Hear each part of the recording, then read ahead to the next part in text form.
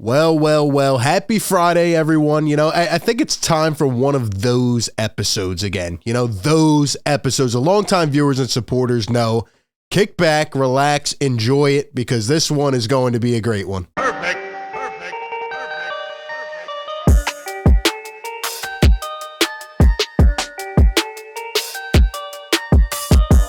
What is going on, everyone? RB here. Welcome into Philly Take with RB. Like always, hit the like button if you enjoyed this video. Subscribe to the show. Hit the bell. Don't miss any of the coverage. We're live every Sixers game, and we're dropping videos to break down this team in every angle.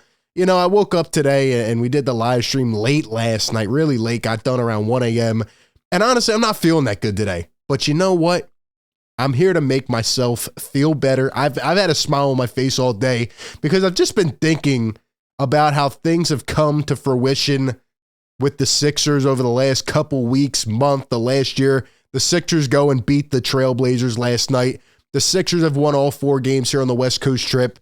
They are now 17-4 in their last 21 games. The Sixers tied for the second seed in the East. And you know what? It's time to have a little fun today. We're going to bring up some things. We'll tie it back into the Sixers. It's going to be a good episode.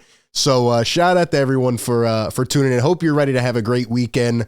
But let's start off with a little tidbit besides the fact of why you're here. And that is this, which happened also earlier today, actually last night. Joel Embiid fired back at Hakeem the Dream for his recent comments regarding the style of play. Essentially, Hakeem was talking about Jokic and Embiid, and he was wondering why Joel's always outside of the paint, et cetera, et cetera. Kind of criticized him a little bit, and, Hakeem has been an idol, of Joel's, and, Joel kind of took a little bit of offense to it, and Joel was asked about it last night, and this was the response from Joel Embiid. He says, "It's funny when you've got these old guys always talking about posting up, you need to spend time in the paint and all that stuff. You can't win this way anymore. It's not the frickin' 90s or 80s like it used to be, so they must not have any basketball IQ. Sheesh. And then I put this out today as well. And by the way, I absolutely agree with Joel. The guy's become literally an unstoppable threat, an unstoppable force at every level. He's doing his thing. I used to like Joel always down on the post, but you know what? He's too good with the ball in his hands. He's too good from anywhere on the floor. I mean, he just can expand his game. It's unreal what he is doing. And Joel Embiid has not scored 30 points, under 30 points in any game this calendar year. He's scored 30 or more in 2023 every game. It's nuts what he is doing. And I put this tweet out, and look, I'm not going to expand on this crazy. All I'm saying is that, one of the reasons I do this show, obviously I love this stuff, breaking it all down every day, trying to extend it and grow it as a career and all that stuff. But another reason I do all of this Sixers coverage and go in depth for every game and stuff is because I feel like the people on the national stage, the media, don't give this team the credit they deserve. I really feel like there's a genuine dislike for this team, this franchise, and for the fans in Philadelphia in general. And that's why I try to continue to bring this coverage. This is why every video, every show, I'm saying take Joel Embiid for what he is, appreciate him, appreciate what he's doing, all this stuff. This is just one example that I'm feeling about, right now. The Nuggets are playing great. They're at the top of the West. Jokic is doing his thing. I'm not going down that rabbit hole today, but the media has only talked about Jokic and his advanced stats and what he's done. Joel Embiid has not scored below 30 in a game this calendar year. The Sixers are 17-4 in their last 21. They have been on fire after a disastrous start. Joel is doing unbelievable things. He's putting up 40 nonchalantly, and not one peep about him. Not one peep about the MVP. He might not even start in the All-Star game. He's been snubbed of, a first-team All-Pro. I mean, what's next? What's next? That's all I'm saying when it comes to Joel Embiid. I will continue to do my best to continue to bring him to light and show what he is doing right now, which is absolutely unreal. And I'm just proud of the way Joel has developed. But yeah, I agree with Joel. He's doing his thing, and Hakeem must think that basketball is still in the 1990s because this is how the position is evolving. And Joel is a main reason because of that. But anyway, the real reason we're here, and that is because of this. Last night, as we're on the live stream, people come flooding in. and they let me know Ben Simmons was ejected from the game. Here's a stat line: 7 points, 6 assists, 5 fouls, 4 turnovers, 3 offensive fouls, 2 techs, and an ejection. And yeah, he was ejected last night. The Nets go down once again, which again helps the propel of the Sixers up the Eastern Conference. They continue to play better. And, you know, I've just been reflecting lately, and I think it's hilarious. I think it's hilarious that at this point in time, it has now been almost a year. Last February was when the trade happened. And I've made multiple videos about this throughout the year, but now I can officially say the Sixers won the damn trade. Okay, James Harden is out here balling. We'll talk about him more in a little bit. Ben Simmons is the same player.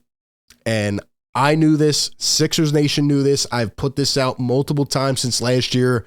It's easily apparent the Sixers won the trade. Now, I'm not saying the Sixers are the favorite or anything like that right now. The next couple months are going to be tough stretch. You know, they've been taking care of business right now. But, you know, the schedule gets a lot harder. And I'm not saying they're going to lose. They're not going to lose games, or they're not going to drop or whatever. Sixers aren't the favorite right now. Probably the Celtics are in the East, but the Sixers are playing damn good ball. Nobody's saying a peep about it. Meanwhile, the Brooklyn Nets are going through these issues, and it's, ever since KD got hurt. And I just want to say, man, like, Sixers fans were right. And all these Nets fans that flood everywhere, the comments, the Twitter, all that, where are they? Where are they to be found? In fact, I've seen a lot of people in Nets Nation criticizing Ben Simmons. And I put this tweet out last night, after James Harden once again continues to ball out, Ben Simmons continues to be Ben Simmons. And I'm telling you right now, I am officially saying this one last damn time. The Harden-Simmons trade is going down as an all-time fleece. Daryl Morey fleeced the hell out of the Nets. Even if James Harden ever amounted to anything, getting that awful contract off of the books created so much more flexibility going forward. I am so happy that man is not associated with this organization anymore. Now, look, honestly speaking, I wish Ben Simmons the best of luck as a person in his life, whatever is going on there, and what he decides to do. As a basketball player, I don't know if I'll ever forgive him for what he did to this organization unless the Sixers win a championship soon. But what I need to say is that, now with James Harden playing the way he is, this is an all-time fleece. This is an all-time fleece. James Harden has returned to all-star form. Nobody is talking about it, by the way, and I tweeted this out the other day. In addition to Joel Embiid, James Harden having an all-star year, playing almost MVP caliber ball with the way he has just revamped himself. Definitely like comeback player of the year type of ball after the awful injury, right? A lot of people, even Sixer Nation, tried to throw him, downhill and said he was washed, he was done all off season. Everything that I've said here on this show since the beginning of the off season has been true. James Harden has been a great teammate. He has showed, effort. He has got his body into shape. Whatever the hell he did this off season, I know in the interview, he said he was going to stop eating a lot and, he was going to not drink his wine and all this stuff. Whatever he did worked because he looks absolutely incredible every night. James Harden is the point guard Joel Embiid always needed and never had. James Harden is the point guard this organization never had and needed that can facilitate the way he is right now. James Harden is the piece that puts it all together. If they stay healthy, they can be dangerous, which is a big if. But right now, with the way James Harden is playing, it is unreal.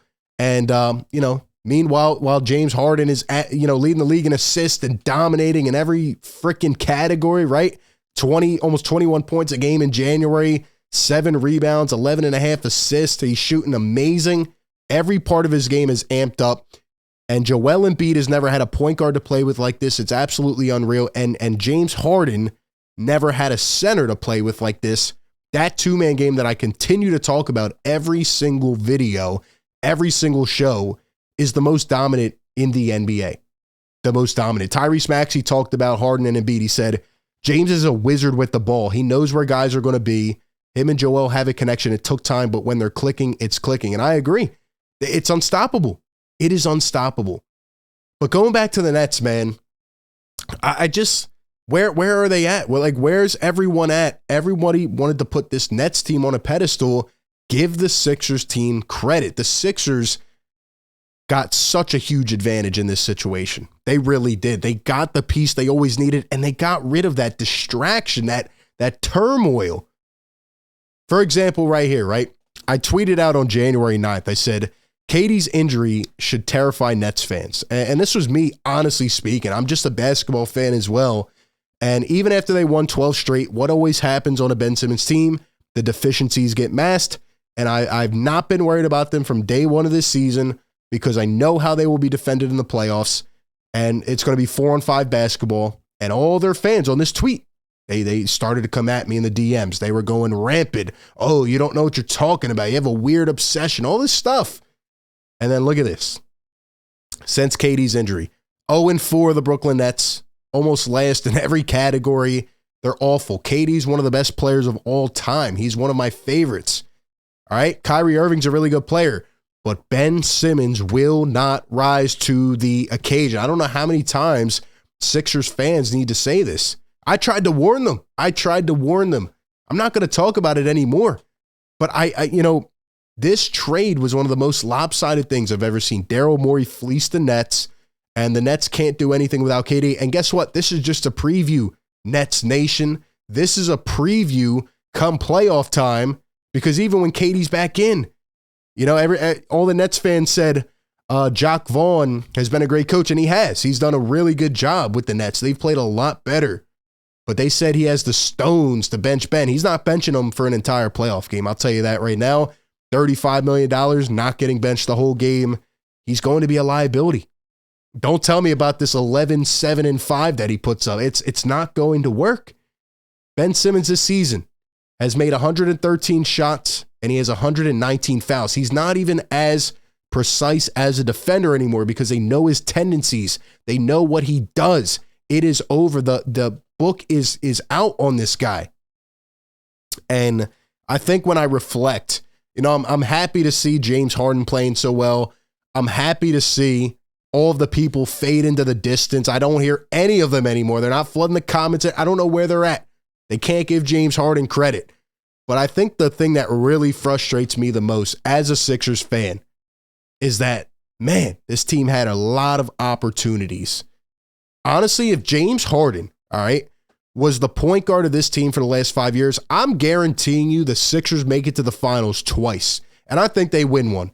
I'm being honest. How have the Sixers gone this entire career of Embiid without giving them a sufficient point guard? Now you have one of the best that can do everything. And man, I mean, this is what I've been waiting for. And at the beginning of the season, I said, this is what I envision right here. This pick and roll game with James and Joel fitting together, dominating off one another. And it has been special, man. I want to show you guys one play from last night because, again, the Sixers, they slipped up a little bit in the second half, but they get it done. They're learning how to win games, and that will be valuable, with this tough schedule coming up. But look at this. I've been talking about the two-man game on every video, right? Look at this play right here. So this is a weird camera angle, but it kind of goes to show even more of what I've been saying. Look at Harden and Embiid, right? This is an example of how dominant it is. So Harden's guarded by Dame Lillard, and you see how he's kind of shielding him to the dominant side, right? Which is what they used to do to Harden in the playoffs. Because Dame doesn't want James to utilize that screen. If you go back, Embiid's going to set the screen, and Dame's trying to cheat in front of it. He's trying to cheat in front of it and trying to push him the other way. But this is how crazy it is. James blows by, and look at Nurkic. He still has his eyes on Harden because he knows he's now stuck in the middle, right? If he takes a step up, Harden, boom. That little bounce pass is just so automatic. It's repetitive at this point. Nurkic doesn't know what to do. And now, look, he even bleeds back to Embiid, but it doesn't matter. It doesn't matter. Harden could have took that little 10-foot, 5-foot floater. He bounces it to Embiid. Embiid can drive. He can push through. I mean, it doesn't matter what they do. That two-man game, and this is why I made the video earlier this week, it has been the best duo. It has been the best pick and roll game in the NBA. And come playoff time, down late in a game, this is virtually unstoppable. The Sixers have never had a point guard to be able to do that, what you just saw, which kind of blows my mind, honestly, with Joel Embiid. And given the talent he is, if this team can just stay healthy and make a few tweaks, I think they can be dangerous. They're now number 2 in the East One point they were 12-12. One point they were 1-4. They lost to the Rockets. We thought the season was over. Here we are. Doc's been coaching his ass off the last couple games. This has been great. But at the end of the day, be thankful for James Harden and what he is doing this season, because James, who's a better teammate, who took the discount for the betterment of the team, bet on himself, even if he goes, guess what? The Sixers have cap space now. They have things they can do. And yeah, I mean, just be thankful for what you're seeing right now, because this is what should have been played out years ago. If Ben Simmons would have just took a damn jump shot, him and Embiid would have been maybe the best thing since sliced bread. But he didn't. Now the Sixers have James Harden. Now they have Tyrese Maxey. Anyway, those are my thoughts. Give me yours down below. Like, comment, subscribe. Like always, I will catch you all on the next one. Peace.